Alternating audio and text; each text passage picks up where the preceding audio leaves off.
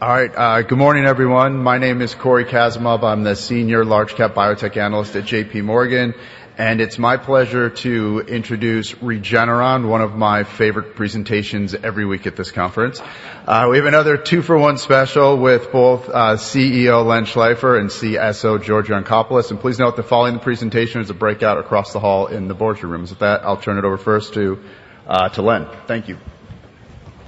Thank you, Corey. I wish your favoritism would show up in your ratings. Anyway, it is good to be here. Let's see. Our favorite slide, you take a look at this. This is on our website. There's a lot of things I might say here that I might regret, and this should cover some of those sins. It's fun to look back a decade ago, given that this is the beginning of the decade, and to see where George and me and the rest of the gang of Regeneron were, and how we progressed over the course of the decade.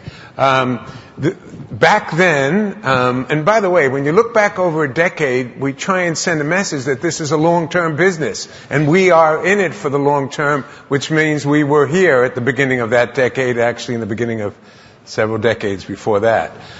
We had only one approved medicine. It was a small drug. It sold only about $18 million a year. We had 7 drugs in development at the time, which led to, over the course of the decade, 5 of those 7 to become approved drugs, which is a pretty good hit rate. The other 2 are still potentially also going to become drugs. We've progressed from there to have now 18 novel drugs in clinical development, and that $18 million in sales has turned into over $10 billion in product sales of all of the Regeneron discovered products. We were a relatively small company with just about 1,000 employees. That has grown to 8,000 employees. We had lots of big ideas. Those ideas, many have been realized, but we've been investing in even bigger ones for the future to come, and George will tell you something about that. One of the things on this slide I wanted to also contrast, but it made the cutting room floor, but I'm going to say it anyway. 10 years ago, exactly to the day, we were in a tiny little room with 6 people listening to us, so we're glad to be here today. If you take a look at the end of the decade, it wasn't just some early advances and resting on our laurels. We had a pretty big year to end the decade with lots of regulatory approvals, including advancing in diabetic retinopathy, moving forward on our prefilled syringe. We've had lots of clinical advances. George is going to get into a lot of those. I'll call your attention to the fact that we have proved in principle some very important things in immuno-oncology, and we got some exciting potential data coming forward that we're a little bit more optimistic about now for our monotherapy for our anti-PD-1 in lung because of the objective response data that we saw. We've been executing commercially. Today we announced how the quarter ended, the year ended, with $1.22 billion in sales for EYLEA. And we have not yet released the Dupixent number with Sanofi. That'll be coming up when we give our quarterly report. Our revenue has grown, and I know at least one analyst said hell would freeze over before George and Len would use their money to buy back stock, but we actually started a stock buyback program. Our near-term growth drivers are still EYLEA, which is still growing, and we still think there's opportunity for expansion. More details in a few minutes. Our Dupixent, which we're working on, of course, with Sanofi, which we think is really changing so much about allergic diseases with multiple indications already, and we hope more to come. And oncology, which I'm going to tell you about in a minute. Plus, we have quite a few other things in the pipeline outside of oncology that could drive near-term to mid-term growth as well. If you take a look at EYLEA, you'll see that this is a product that keeps on growing. You're looking back over the course of a decade almost. The drug was launched in the end of 2011, so it's by some measures it's a very mature product, but it's still generating double-digit 14% year-over-year growth. For the year, or 13%, fourth quarter of 19 versus fourth quarter of 18. Not driven by inventory, driven by true demand. So we're very pleased on how this drug is performing. And this growth occurred in the last quarter, notwithstanding yet another entry to the marketplace for some of the indications, wet AMD. Dupixent is our flagship product that we are developing and commercializing with Sanofi. You can see that the drug is already annualizing at about a $2.4 billion run rate based on the third quarter. And you can see that the growth, if you look at this graph, the growth of new, these are weekly new prescriptions. The dips are just holiday weeks. New prescriptions growing quite remarkably. Sort of an inflection point occurred about 6 months or so ago. And it continues to grow and continues to perform. We are very excited. George will get into some of the more development we're doing for that molecule. We launched Libtayo, our anti-PD-1, for advanced cutaneous squamous cell carcinoma. And you can see as we start out, there were lots of other drugs that were being used, including another PD-1 that was being used off-label in that setting. And you can see within about a year, we've become the dominant player in terms of market share for advanced cutaneous squamous cell carcinoma. So this is a product that we think has now built a foundation for us in immuno-oncology, which we hope to move forward on. If you step back and say, where were we and where did we want to go? About a year ago, I think George laid out for you his strategy for the company on how we were going to advance in oncology. And I'm very pleased to say we've sort of executed extremely well on that. Our PD-1, as I said, became the #1 drug in cutaneous squamous cell. We had promising data in our first-line non-small cell lung cancer monotherapy study. We've got an interim approach analysis that will be coming up later this year, which could lead to a filing if that is successful. We're encouraged, but of course we'll have to see. We're encouraged because of the objective response rate that George will review for you. Our bispecific program, the most important thing about that is not only do we have 2 drugs already that are looking good in specific diseases, our drug for non-Hodgkin's lymphoma and very early data, but our drug for myeloma, we have validated clinically the platform of our bispecifics, a very natural proprietary format. We can now roll out lots more bispecifics. In fact, you'll hear about that we have now started on a journey with a whole new class of bispecifics, our co-stim or co-stimulatory bispecifics, which was recently written up in the scientific literature just published last week. We continue to do business development across our portfolio. Our strategy is to maximize our opportunities and the partners that we work with by choosing partners that are like-minded, driven by science, and where we can contribute technology and know-how, and they can contribute technology and know-how. And you'll see a lot more of the business development activity. And this is just some of the ones that are already ongoing.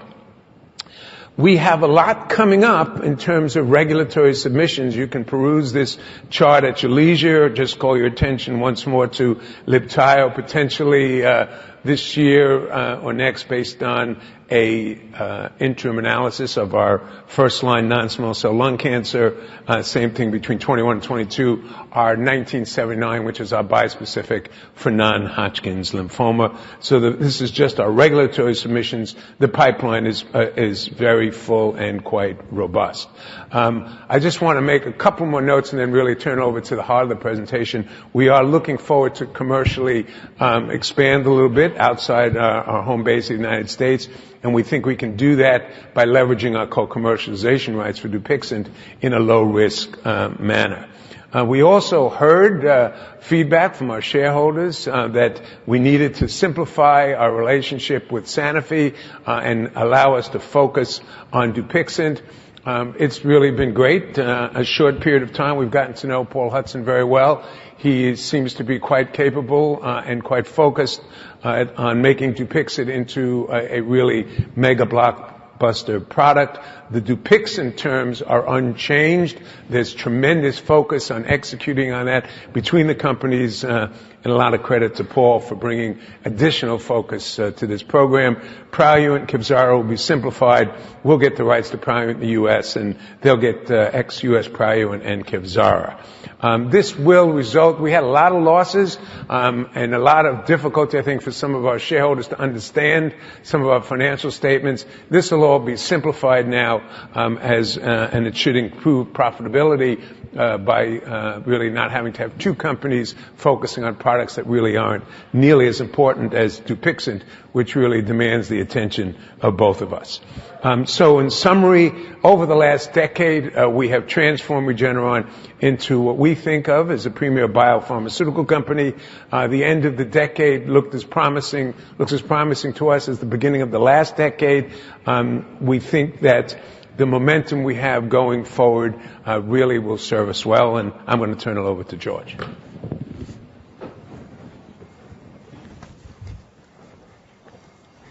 Thanks, Len. And as I hope you appreciated from Len's remarks, the big ideas we had before 2010 had led to the invention of breakthrough homegrown technologies, such as our TRAP technology, our Velocigene, Velocimmune technologies, that created the therapeutics such as Eylea and Dupixent that fueled the explosive growth of the last decade. We believe Velocigene and Velocimmune will remain foundational technologies for the foreseeable future, serving as important sources of new, important therapeutics. For example, even in this age of CRISPR, Velocigene remains arguably the world's most powerful way to generate genetically humanized models for target discovery and validation, while Velocimmune remains arguably the most powerful turnkey solution to make fully human antibody therapeutics to any disease target. But at Regeneron, we pride ourselves on continuing to push the edge, and we haven't stood still. And we believe that we've been busy inventing the next generation of technologies that are going to deliver the breakthrough therapeutics of the future. Over the last few years, we created the Regeneron Genetics Center, becoming one of the world's leaders in human sequencing, with over 1 million individuals sequenced, all linked to detailed digital health records, resulting in one of the largest and most powerful big data sets in the health information space, allowing unparalleled connectability between genetic variation and disease association, and thus allowing us a whole new high-throughput way of finding and validating drug targets. We've also created important new turnkey therapeutics approaches, such as with our new classes of bispecifics that Len mentioned, that derive directly from our next generation Velocimmune mouse. And we've also brought in turnkey new therapeutic approaches via important collaborations with synergistic partnerships such as siRNA from Alnylam and others. And all of these provide a unique capability to combine and mix and match the right set of therapeutic solutions to any disease challenge.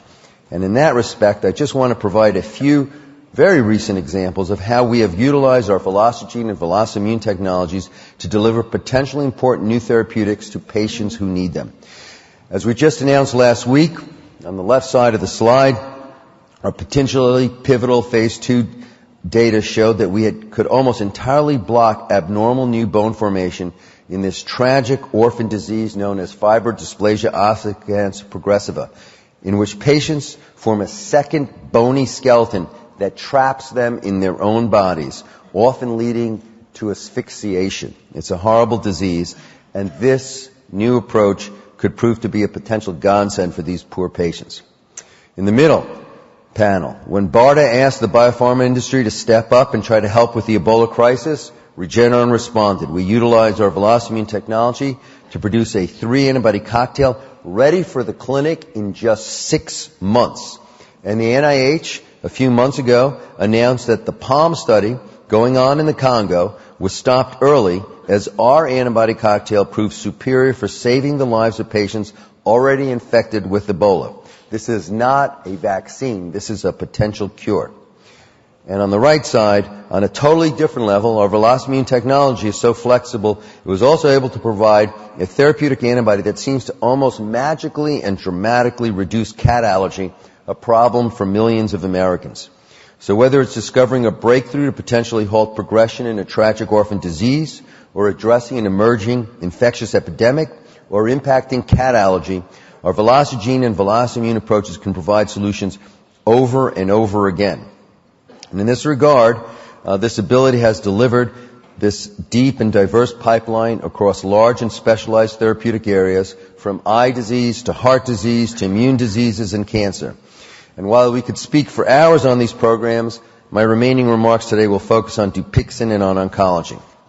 The Regeneron approach has created a number of important medical breakthroughs, but perhaps one of the most profound ones is Dupixent. For decades, Regeneron scientists worked with and followed up the seminal findings of Bill Paul at the NIH with the belief that interleukin-4 and interleukin-13 might be the key mediators of so-called type 2 inflammatory or allergic diseases. Many of them are listed on this slide, like asthma, atopic dermatitis, and chronic rhinosinusitis with nasal polyps. We utilized our VelociGene and VelocImmune technologies to validate these targets, to study and test them, and finally to invent Dupixent as a potential therapeutic.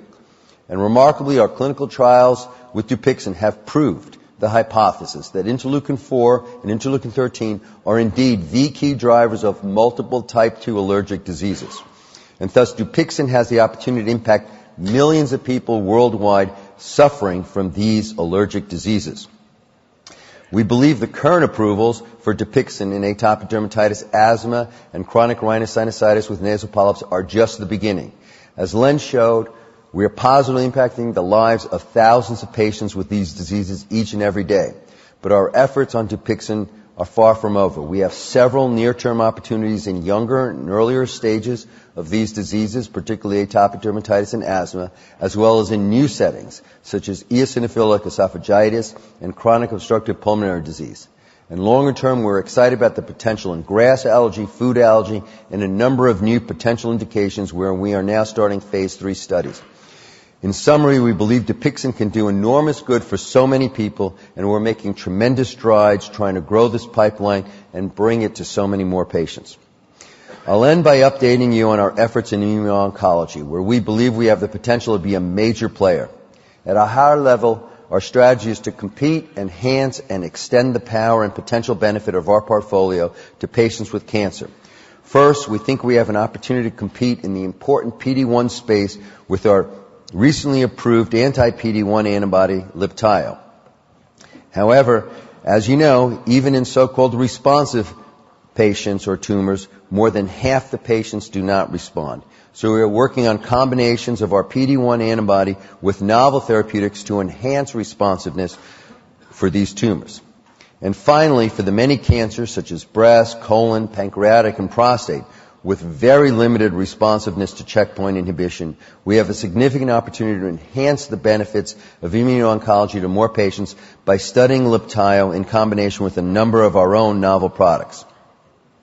As this slide schematizes, Libtayo is foundational to our approach, and the power of our various technologies allows us to layer on a series of combinatorial therapeutics, whether they be the more conventional VelocImmune-derived antibodies, so-called CD3 bispecifics, our new classes of bispecifics, including costimulatory bispecifics, or cell and vaccine therapies we access through our strategic partnerships. We believe that these approaches could provide significant benefits for the many patients who still need more powerful ways of fighting their cancers. In terms of Libtayo, the third FDA-approved anti-PD-1, you heard from Len about how we impressively, rapid fashion, by finding a previously unrealized cancer indication, squamous cell carcinoma of the skin, got this approved, and now are making important headground in fighting this disease in so many patients. As Len showed, we are off to a great start in this disease, and we are optimistic of the role Libtayo could play in lung cancer and other tumor types. We look forward to expanding the role of Libtayo in dermato-oncology by moving to earlier stages of squamous cell carcinoma, where we have already shown impressive data in the neoadjuvant setting. And in 2020, we expect pivotal trial data in a different skin disease, basal cell carcinoma. And we are really excited to extend out and compete in lung cancer. This year, we released preliminary monotherapy response data in patients with high PD-L1 expression, showing that Libtayo nearly doubled the response rate of standard chemotherapy. Some of the most impressive lung cancer response data reported. We need to see how these results will translate to the full study population in terms of overall survival, but these early results are very encouraging in the context of other PD-1-directed treatment study results.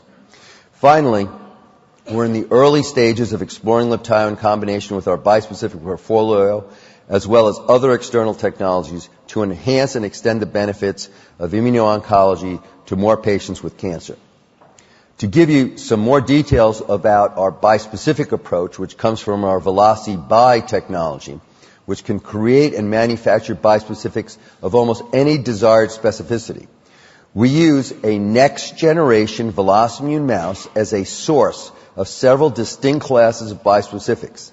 And unlike any other bispecific approach, ours have no linkers, no artificial sequences, no mutations. They are manufactured using the same process as regular antibodies with no special approaches required, and they exhibit similar pharmacokinetics to regular antibodies. This is truly a breakthrough approach for bispecifics unlike any other in the industry. And we make several different classes of bispecifics. Not only a CD3 class that brings a killer T cell to a tumor and activates so-called signal 1 in the T cell activation process, but a novel second class that we call co-stim bispecifics that activate a signal 2 that is normally required to optimize cell killing by T cells. And our bispecifics are beginning to deliver on their promise in the clinic. Just last month, we showed updated data for our CD20 by CD3 program in non-Hodgkin's lymphoma, as well as first-time data for our BCMA by CD3 program in multiple myeloma. The Regeneron 1979 bispecific continues to show incredible response rates of over 90% in late-stage follicular lymphoma patients, with more than 3/4 of the patients achieving a complete response. And in aggressive diffuse large B-cell lymphoma, we are seeing deep responses in 50 to 70% of patients with or without prior CAR T history. Again, these are incredible results with patients who have few therapeutic options remaining. We have initiated our potentially pivotal phase 2 program with this bispecific, which starts with follicular lymphoma and will soon expand to multiple aggressive lymphomas, including diffuse large B-cell lymphoma. And our second BCMA bispecific for myeloma is in the early stages of dose escalation. We are already seeing encouraging responses, including responses that are resulting in so-called MRD negativity in patients who are refractory otherwise to other treatments. Not only do these results make us believe we will play an active role in the treatment of these diseases, but these results also serve as validation of our bispecific platform, a platform where we have multiple additional bispecifics that will enter the clinic over time. Our enthusiasm continues to grow for these new classes of bispecifics, particularly our co-stimulatory bispecific. Just last week, we published a paper in Science Translational Medicine outlining the preclinical data that has us excited about the potential to combine these co-stimulatory bispecifics with our first class of CD3 bispecifics, as well as other potential combinations, including with Libtayo. The Science publication demonstrates that these combination approaches can drive even more markedly enhanced T-cell killing of tumors than just our CD3 bispecifics alone, which, as I've just shown you, have already shown on their own have an impressive activity in human trials. We have dosed prostate cancer patients with our first CD28 costimulatory bispecific in combination with Libtayo, and we plan to advance additional CD28 costimulatory bispecifics into the clinic for other cancers this year, including in combination with our CD3 bispecifics. Earlier, I showed you our Regeneron pipeline. Here we focus on just our immuno-oncology pipeline, deep, broad, and diverse on its own. The combinatorial potential is unparalleled, and we look forward to bringing additional potential treatments into the pipeline this year. Again, our biological insights, our toolkit, our technologies, our abilities to mix and match, and our combinatorial flexibility. We are uniquely positioned to solve these most challenging problems in the treatment of cancer. We'll have, as Len also mentioned, quite a few key milestones coming up over this coming year. But most important, we hope it's evident how passionate we are about our approach, our science, and our proven track record to deliver powerful medical breakthroughs across a diverse set of diseases. And we hope that just like the big ideas we had before 2010 led to important new medicines that drove the last decade of explosive growth, we hope that the even bigger ideas of the last few years will bring even more benefit to more patients in need, driving even more growth. Thanks for your attention.